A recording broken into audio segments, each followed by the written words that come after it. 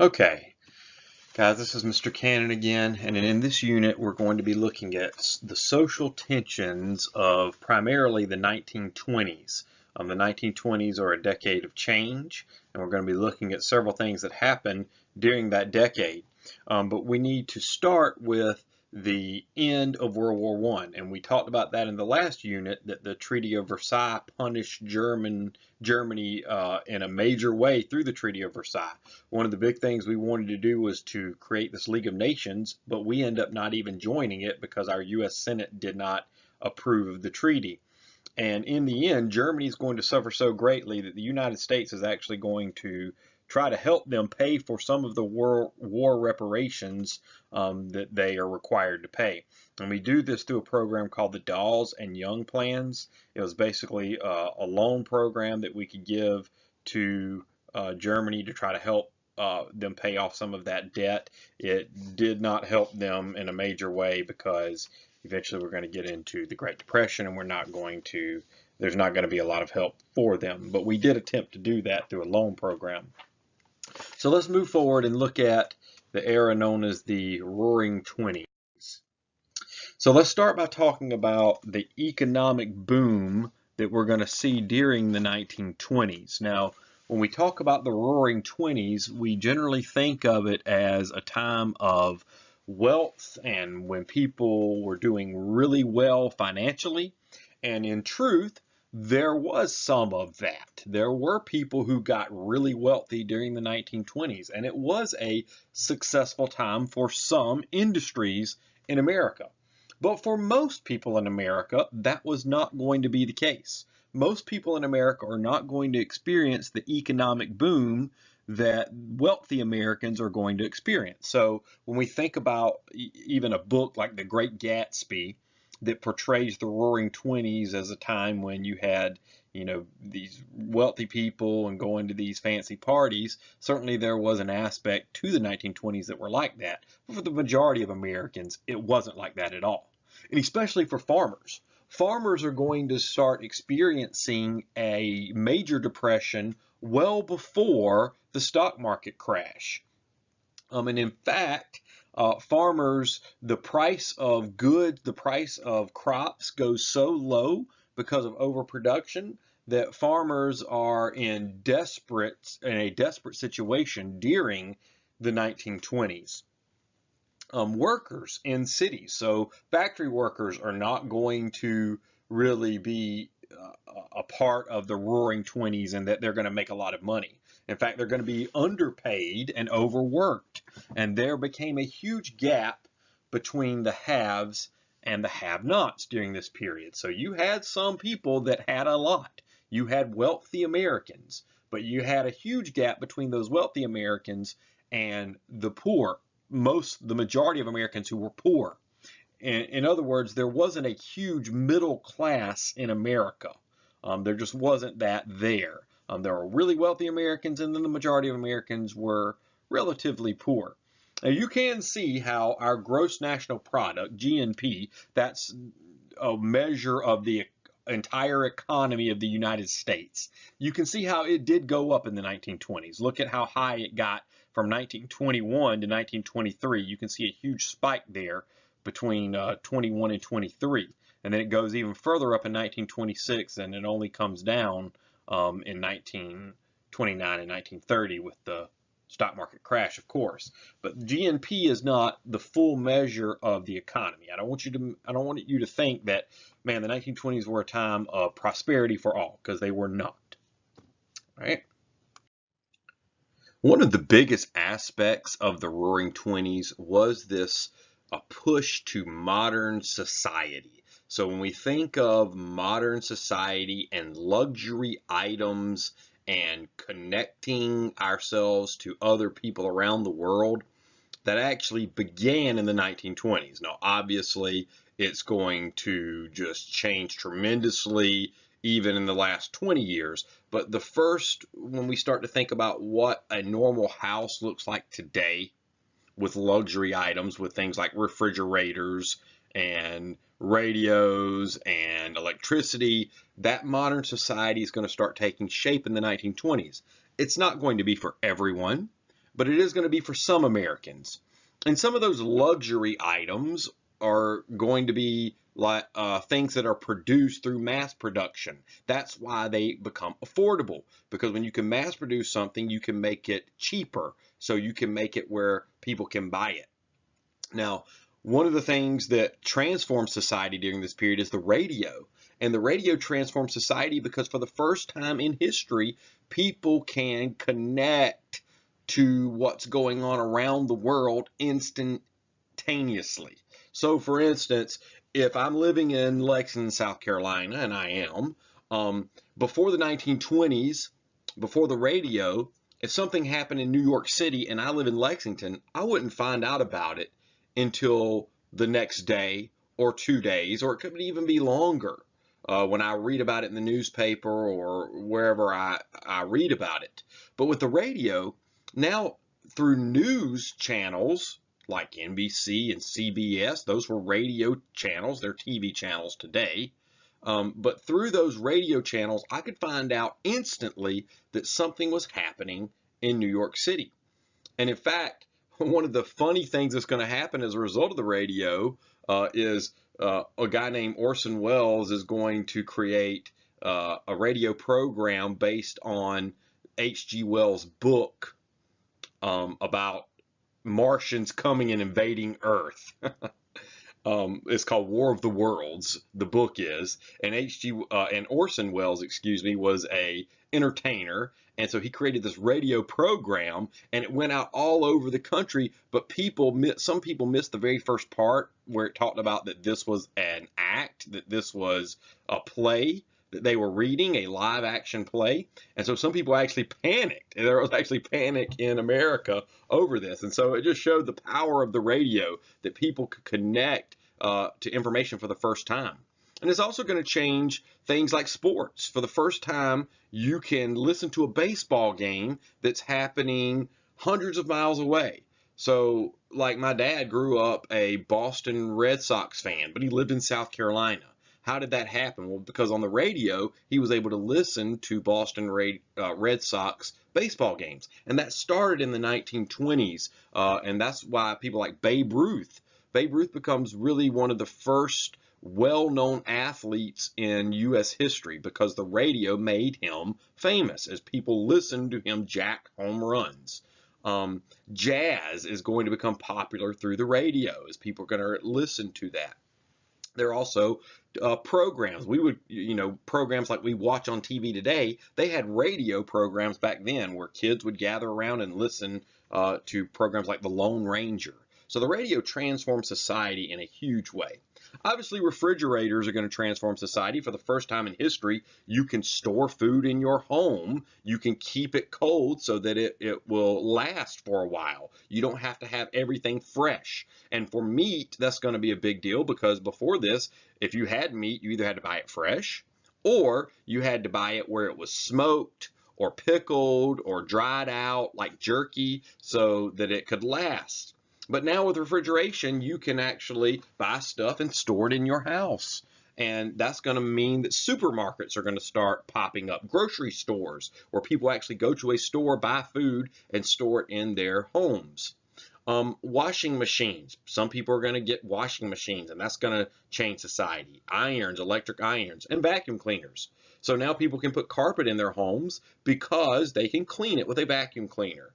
Now, they would actually laugh at us today because to them, carpet was a sign of luxury. And many of us today actually are ripping up carpet and putting in hardwood or laminate floors. I know I did that in my house. They would make fun of us.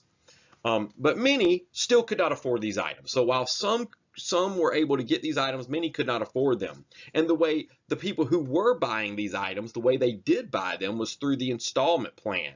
And the installment plan was really the first introduction of credit to the majority of Americans, where you could purchase something as an average guy. You could go to a store, you could purchase it on credit and then pay for it over time with interest. And that buy now, pay later approach is going to help the economy in the short term, but in the long term, it's actually going to be one of the things that helps lead to the Great Depression, because ultimately some people are going to buy things and not be able to afford them. And are not going to be able to pay off their debt.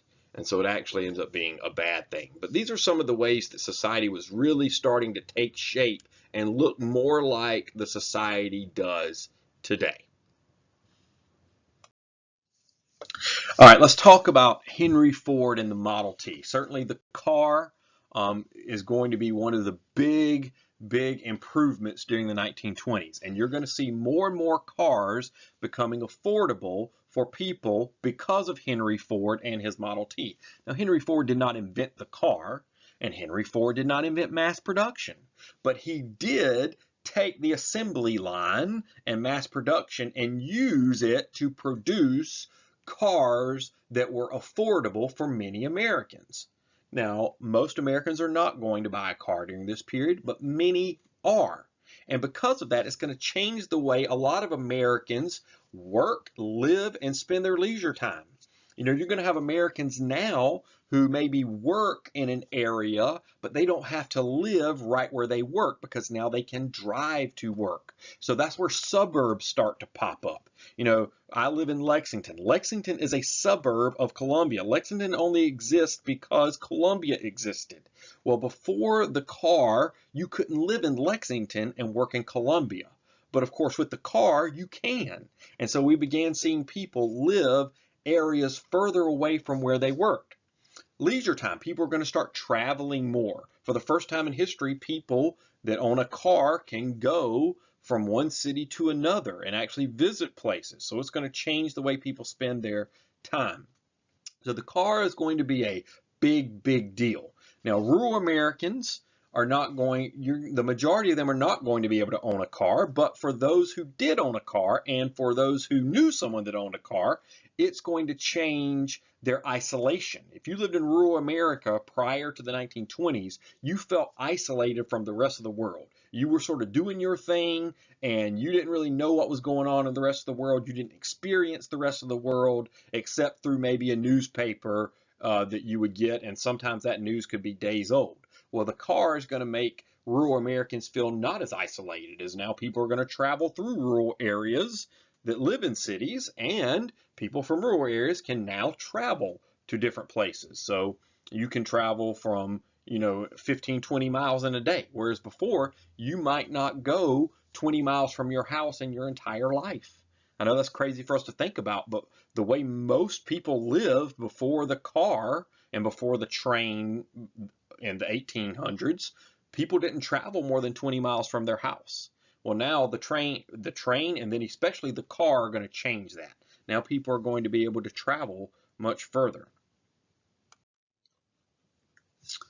Another thing we're going to see in the 1920s is going to be the Great Migration and the Harlem Renaissance. Now, the Great Migration refers to a period in the 1920s when African Americans are going to migrate in large numbers to the cities of the Northeast and Midwest.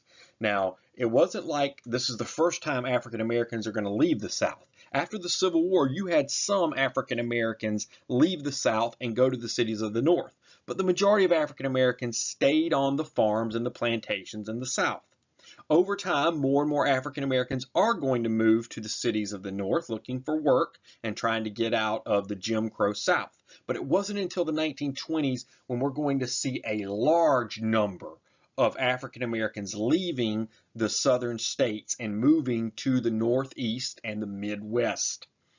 And there are two reasons for this. You had the push for them to get out of the South because of Jim Crow discrimination and because of racism, blatant racism. Groups like the Ku Klux Klan in the South are going to push African Americans out of the South. You're also going to have the pull of jobs in the North, especially in the cities like Chicago in the Midwest, New York in the Northeast, Philadelphia, Boston. That's going to be a pull effort for African Americans to go find work. So it's both push and pull. The push was the negative aspects of Southern society that African Americans were being discriminated against. The pull was the jobs that they could find in the cities of the North and the Midwest. Now, when African Americans do move into these cities, they're going to form their own communities in many of these cities. You know, an example would be Harlem in New York City. The Harlem area of New York City was primarily African American. And what African Americans are going to find is that even in the cities of the North and the Midwest, there's still discrimination. Jim Crow, while it doesn't exist as strongly in the North as it does in the South, it still existed. And so life was not as fair and as equal as many thought it would be. So what we're going to find is that there was discrimination everywhere. It wasn't just a Southern issue. Now, it was stronger and more harsh in the South, but you had discrimination everywhere. And so a black middle class is going to develop, that these people who move to the cities are going to make some money, then a middle class is going to develop, and it's going to help lead something called the Harlem Renaissance. And this Renaissance is basically a movement that brings attention to black artists, writers, musicians. The radio is going to be a big part in this because people are going to be able to listen to jazz. A white audience in Kansas is going to be able to listen to jazz being played in New York City, in Harlem. And of course, jazz is an African American art form. It was developed by African Americans. And so people are going to experience these things for the first time. And the Harlem Renaissance is going to help bring attention to these musicians, writers, and artists. During this period, we're also going to see some major cultural shifts in society. One of those cultural shifts is going to be in the area of young women. You had these young women primarily in cities. They were mainly in their 20s who wore skirts to their knees. Now, you can see there in the photograph, you know, we would look at that and might not think much of it because of the way people dress today. We would say, actually, that's pretty conservative. But for back then, to wear a skirt or a dress that came to your knees was scandalous. That was a big deal. They wore makeup, they wore short hair, and they drank and danced in nightclubs like men, with men. And they were called flappers. So these flappers were these young women who really pushed against social norms. Now, I don't want you to think that most women were flappers or that most women even supported flappers. They did not. Most women continued to work in the homes as housewives, and especially in areas of the South, like in South Carolina, other women would look at flappers in a negative light. So it's not like women supported these young women dressing and acting this way. Most women would not have approved of that and would have actually condemned it. But you did have a handful, a segment of society that did begin to push against social norms. Now, what is going to happen is as we move forward and we get to a few decades later in the 1960s, we're going to see this happen even on a grander and greater scale. But it really starts on a small scale in the 1920s. Another example of a cultural shift involved a gigantic trial in a small town in Tennessee. It's called the Scopes trial, or the Scopes monkey trial. And basically what the Scopes trial was, it was a teacher who taught the theory of evolution in a Tennessee school. That was against the law. You were not allowed to teach evolution in the 1920s in that town in Tennessee. And in fact, in most areas of America, you weren't allowed to. But in this case, he did. This teacher did teach it, and as a result, he was arrested and put on trial. Now, actually, this was all set up to begin with by the ACLU, the American Civil Liberties Union. They wanted this case. So this teacher, I don't even think he was a science teacher, but he taught evolution trying to get stir up the issue, basically. And it did. And so you had this trial with this teacher on trial, and you had newspapers from around the world, and especially around the country, come to this small town in Tennessee to cover this trial. And what you're going to see is it's going to pit modernists, people who wanted to, quote unquote, modernize society and make society more liberal versus traditionalist who said, no, we need to do things the way we've always done them. The modern way is wrong. It's bad for America. And so we're going to see that even today, guys. We see that you have this clash of cultures where you're going to have conservatives versus liberals. This is really what's going on in Tennessee in the 1920s. Conservatives versus liberals. Two major players that were involved in this trial were a lawyer named Clarence Darrow. He's the guy on the left, the older guy on the left. He was one of the most famous lawyers in American history, just a brilliant lawyer, a brilliant mind. He was very famous during his day, and he's even famous today with many lawyers. He's more liberal. On the other side, you see there on the right is William Jennings Bryan. He is the person who's going to represent the state of Tennessee, or the town, the school. He's going to represent them, and he's the conservative. William Jennings Bryan was not known for law. He was actually known as a politician. William Jennings Bryan ran for president 3 different times. He almost won in 1898, but he did not. William Jennings Bryan was a very famous American. He had been Secretary of State. He had served in the Congress. So he was a politician. Even though he never became president, he did a lot of other things that made him a very famous person. And so these two men who were friends are actually going to go against each other in this trial. Now, in the trial, the conservatives actually win.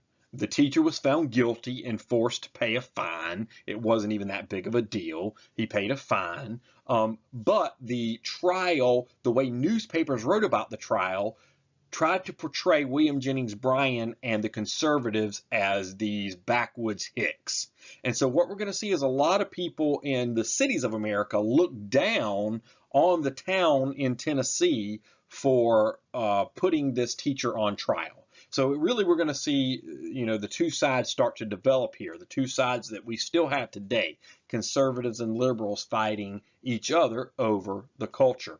There's actually a play that was turned into a movie about this trial. It was called Inherit the Wind.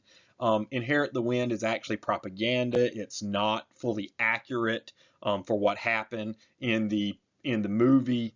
In the play, William Jennings Bryan, actually, as he's delivering his last speech, he dies right there in the courtroom because he looks like such a fool that he can't even take it, so he has a heart attack and dies. Well, that didn't really happen. He did die 5 days later, but it didn't have anything to do with the trial. So if you're interested, that is something you could watch. Inherit the Wind's the name of it, but understand that it's giving the liberal side of the issue. It's not really showing the other side.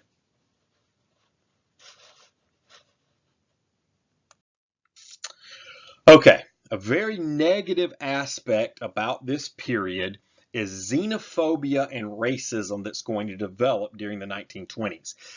America is going to become a very isolationist nation during the 1920s. We did not want to have anything to do with the rest of the world. One of the reasons is fear. There was a giant fear that began to develop in America. It was called the Red Scare. It was fear of immigrants and radicals and Catholics. And the reason that there was a lot of fear there is because of communism. Communism, of course, had taken place in the Soviet Union. Russia had had a revolution where they became a communist country called the Soviet Union. And Americans began to become very fearful of people who came from that part of the world. And remember, in the early 1900s, the majority of our immigration is going to come from Southern and Eastern Europe. In other words, area where you had a lot of communism. So Americans are going to want to tighten those immigration quotas. And they're going to say, no, we need to limit immigration. And that's what a quota does. It limits immigration. So we began to severely limit the amount of immigrants that can come into America during the 1920s. And in fact, Asians are going to be barred completely. We're not going to allow Asians at all. But very few Southern and Eastern Europeans are going to be allowed in, even though a bunch of them came in the early 1900s. By the 1920s, we're going to limit that. And it had everything to do with fear of somebody who was different, fear of communism, that they were going to come in and take over and make America communist. One group that's going to harp on this is a group called the Ku Klux Klan. We're going to have a rebirth of that Klan. Remember, we go back to Reconstruction in the late 1800s. The Ku Klux Klan sort of dissipated. We had other hate groups still in the South during that period, but the Ku Klux Klan sort of dissipated as a formal group. It's going to renew itself in the 1920s, and one of the reasons it's going to is a movie called The Birth of a Nation. So this is the era where we're going to have the first talking movies start to develop in America. And The Birth of a Nation is a propaganda film that basically makes the Ku Klux Klan during Reconstruction. It portrays them as heroes. It portrays them as good men who were trying to take out the Yankee invaders and just trying to protect their own women and children. I mean, it was so wrong. It was propaganda. And so people in America are going to look at the Ku Klux Klan because of that movie and say, hey, that organization wasn't that bad. So we're going to see the Ku Klux Klan actually reemerge during this period. And they're going to target immigrants, Catholics, and of course, African Americans. The sad thing about the Ku Klux Klan in the 1920s is that you had middle-class white Americans support the Klan. Now, I want to be clear. I want you to understand this. It wasn't that the majority of white Americans supported violence, because they did not. But what happened is the Klan was able to portray itself as not a violent organization, but as a peaceful organization that was simply trying to keep America good and wholesome, quote unquote, good and wholesome. And so you had large amounts of suburban white Americans who supported the Klan. Now, what's going to happen is, as those Americans see that the Klan actually is a violent organization, less and less of them are going to support the Klan. But early on, they did support the Klan. Even in its racism, they supported the Klan. Now, like I said, they didn't support the violence, but they did support the racism. And so eventually, the Klan is going to start diminishing in the late 1920s as you have these scandals over violence, and you also have these sex scandals with the leaders of the Klan. Some of these leaders of the Klan end up being accused of pedophilia and some other sex crimes, and as a result, we'll call them average, quote unquote, Americans who had previously supported the Klan are not going to support them anymore. But what you need to understand is in the 1920s, we did see a reemergence of this terrible hate group, and it portrayed itself as a peaceful group, and so it was able to get a large amount of Americans to support it.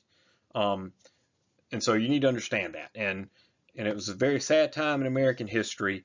Thankfully, the Klan did diminish towards the end of the decade, only to reemerge later in the 50s and 60s, and then it's going to diminish again.